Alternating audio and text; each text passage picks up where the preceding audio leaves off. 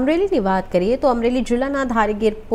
One વિભાગ દ્વારા માલધારી પુનઃવસવાટ મુદ્દે હવે નવો વિવાદ શરૂ થયો છે। સુપ્રસિદ્ધ સાહિત્યકાર રાજભા ગઢવીને ગીર અભયારણ્ય વિસ્તારમાં પુનઃવસવાટ માટે મંજૂરી આપવામાં આવતા સિંહ પ્રેમીઓ અને ગીર સંરક્ષણ સાથે જોડાયેલા વર્તુળોમાં ચર્ચા જાગી છે। ગીર સંરક્ષણ અને સિંહ પ્રેમી ભગવાન સોલંકી આ સમગ્ર મામલે ગંભીર સવાલ ઉઠાવ્યા છે। તેમના જણાવ્યા મુજબ અગાઉના વન વિભાગના અધિકારીએ રાજભા ગઢવીના પિતા અને કાકાની અરજી નામંજૂર કરી હતી।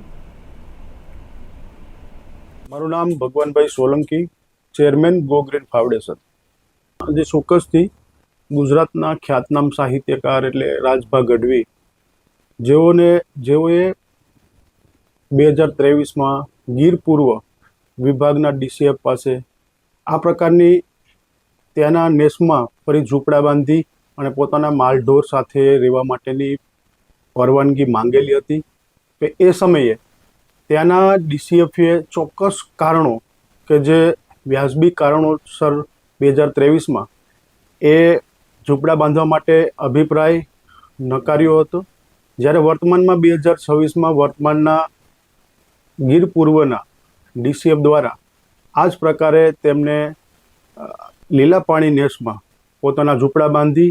અને તેમના માલઢોર સાથે ત્યાં રહેવાની પરવાનગી આપી છે। આ બાબતે ચોક્કસથી સવાલો ઊભા થાય કે 2 વર્ષ પહેલાં જે ડીસીએફ જે અવલ અધિકારી ચોક્કસ કારણો દર્શાવીને જે અરજી છે એનો અભિપ્રાય ન આપતા હોય અને 2026માં એ જ અરજી ઉપર ફરીથી અભિપ્રાય આપવામાં આવે ત્યારે સવાલો ઊભા થાય છે વન વિભાગની કામગીરી ઉપર। અને ખાસ તો કોઈ સામાન્ય વ્યક્તિ પણ સમજી શકે કે ગુજરાતના ખ્યાતનામ એવા સાહિત્યકાર રાજભા ગઢવી જેટલું વૈભવી જીવન જીવે છે, ખૂબ સારી સુવિધાઓ છે એવું સામાન્ય લોકોને ખ્યાલ છે, ત્યારે ચોક્કસથી આપણે વિચારવું જોઈએ કે રાજભા છે એ હવે ગીરના નેસની અંદર જઈ અને ગાયો અને ભેંસોને સરાવવાનું કામ નથી કરવાના। તો આમાં જે આ અભિપ્રાય થયો છે અને વર્તમાનમાં જે આ બાબત આવી છે તે ખરેખર ગીરના સંવર્ધન માટે અને ગીરના વન્ય પ્રાણીઓ માટે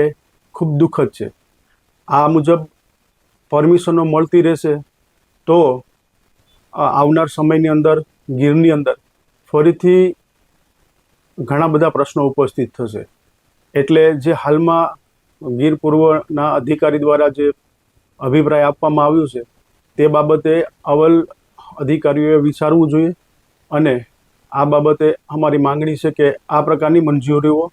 આપવી ન જોઈએ અને ચોક્કસ એવા કેસમાં ન આપવી જોઈએ કે જે માલધારીઓ બહાર જઈ અને સેટલ થયા છે, સરકારી જે સેટલમેન્ટની સહાયોનો લાભ લીધો છે અને